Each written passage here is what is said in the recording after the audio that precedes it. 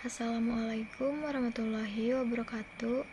Perkenalkan, nama saya Nur Zaitun dengan NIM 42320010120 dari Prodi Desain Komunikasi Visual Menteng. Pada video kali ini, saya akan mempresentasikan materi rangkuman dari modul 8 sampai dengan modul 15. Yang pertama, pada modul 8 terdapat materi mengenai definisi profesi. Definisi profesi terbagi menjadi 3, yaitu yang pertama secara leksikal. Kata profesi mengandung berbagai makna dan pengertian. Kata profesi menunjukkan dan mengungkapkan suatu kepercayaan, bahkan suatu keyakinan atas sesuatu kebenaran atau ajaran agama, atau juga bisa dibilang kredibilitas seseorang. Yang kedua yaitu secara etimologi. Profesi dari kata profession yang berarti pekerjaan.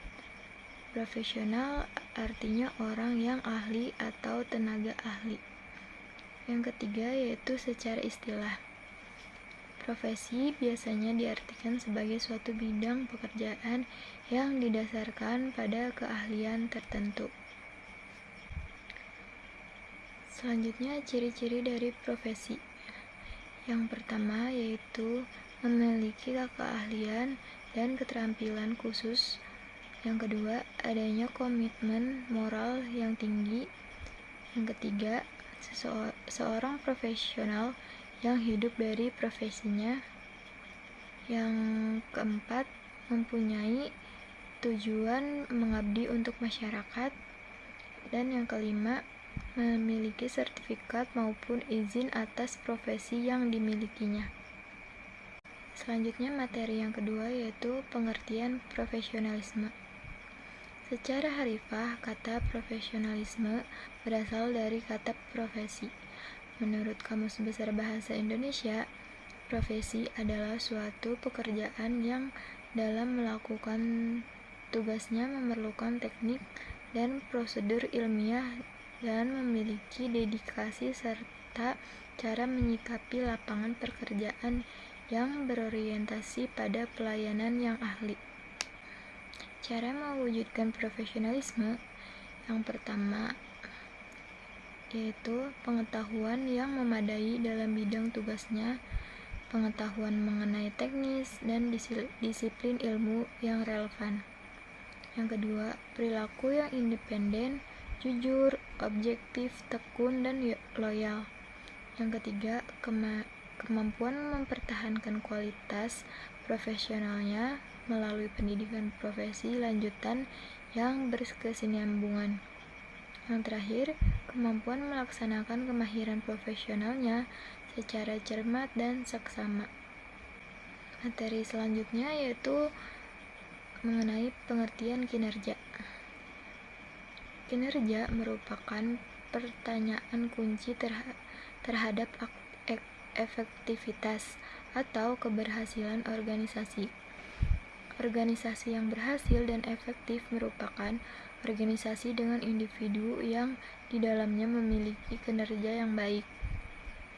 Hal ini sangat penting untuk diperhatikan agar semua pihak dapat mengetahui dengan jelas dan pasti tingkat pencapaian hasil suatu instansi dihubungkan dengan visi misi dan diemban oleh instansi yang bersangkutan. Selanjutnya yaitu tentang pengertian profesional.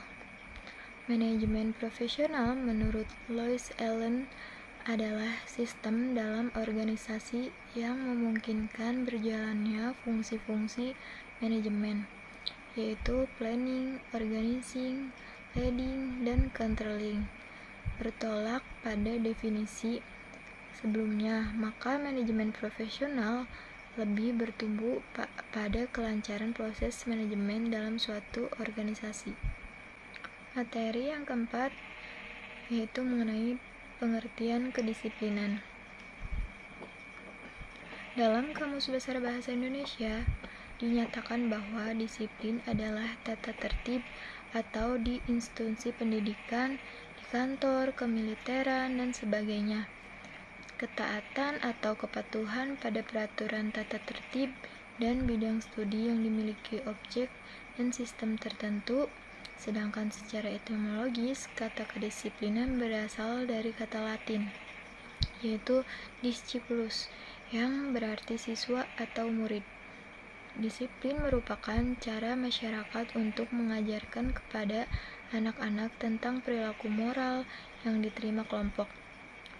Tujuannya adalah memberitahukan kepada anak-anak perilaku mana yang baik dan mana yang buruk, dan mendorongnya untuk berperilaku sesuai dengan tata tertib institusi pendidikan. Materi yang kelima yaitu tentang pengertian kearifan lokal. Kearifan berasal dari kata arif. Menurut Kamus Besar Bahasa Indonesia, arif memiliki dua arti, yaitu tahu atau mengetahui. Arti kedua, cerdik, pandai, dan bijaksana. Kata arif yang jika ditambah awalan ke dan akhiran an menjadi kearifan berarti kebijaksanaan, kecerdikan sebagai sesuatu yang dibutuhkan dalam berinteraksi. Kata lokal yang berarti tempat atau pada suatu tempat atau pada suatu tempat tumbuh, terdapat, hidup suatu yang mungkin berbeda dengan tempat lain atau terdapat di suatu tempat yang bernilai yang mungkin berlaku setempat atau mungkin juga berlaku universal. Materi yang keenam yaitu pengertian korupsi. Secara sederhana, korupsi didefinisikan sebagai penyalahgunaan kekuasaan atau kepercayaan untuk kepentingan pribadi. Dalam berbagai pandangan, para pakar mengasosiasikan korupsi dengan penyalahgunaan jabatan publik. Materi selanjutnya yaitu tentang pengertian korporasi.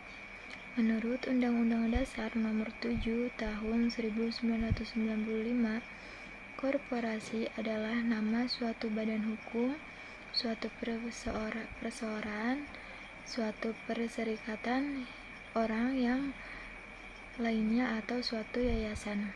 Sedangkan Undang-Undang Tindak Pidana Korupsi atau Undang-Undang Tipikor dan Undang-Undang Anti Terorisme mendefinisikan korporasi sebagai kumpulan orang dan atau kekayaan yang terorganisasi, baik merupakan badan hukum maupun bukan badan hukum. Selanjutnya, materi yang terakhir yaitu tentang pencegahan korupsi. Tindakan korupsi didefinisikan lebih luas dari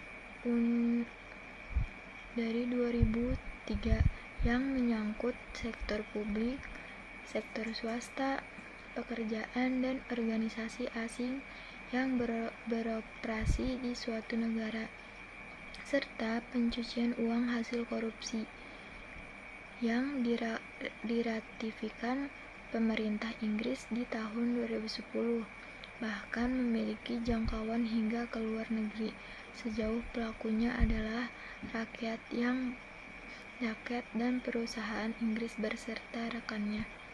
Terima kasih, sekian materi presentasi dari saya. Kurang lebihnya mohon maaf. Wassalamualaikum warahmatullahi wabarakatuh.